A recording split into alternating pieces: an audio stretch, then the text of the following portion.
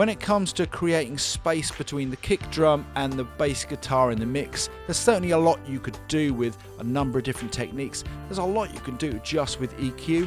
But there's one little trick that I really like that I want to share with you right now. It's super simple and super effective. Let's dive straight in.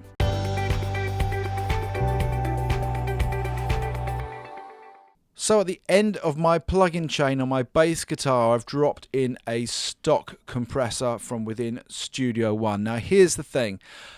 I'm side-chaining this bass compressor to the kick drum. So it means that my compression is now going to be triggered by my kick drum, not by the bass guitar. It's going to affect the bass guitar, but it's going to be triggered by the kick drum. It's super easy to do just here. Click on the arrow here to find the source, and I've ticked kick drum just here. And this will be really similar with a lot of stock EQs, depending on what DAW you're using.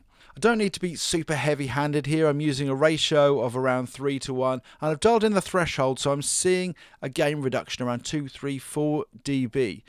And what that's going to do is it's going to make a very quick little cut of gain reduction in my bass guitar every time the kick is triggered. Now it's not going to be audible with them in the mix. We don't want it to sound like it's pumping in and out. We want it to sound so it's inaudible and you don't notice it. But what's going to happen super quickly is that we're going to automate this compressor to keep opening and closing every time that kick occurs. And what that's going to do is help our kick to punch through the mix and create a bit of space down there. So because we want it to open and close pretty quick, we also want pretty fast attack and release times. Otherwise we're going to have a compressor open for too long and it's going to sound audible.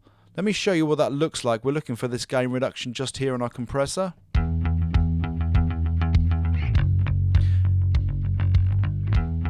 And it's kind of hard to hear, but you can see it's doing somewhere between 3, 4, 5 dB of gain reduction. Let's take a listen to the mix.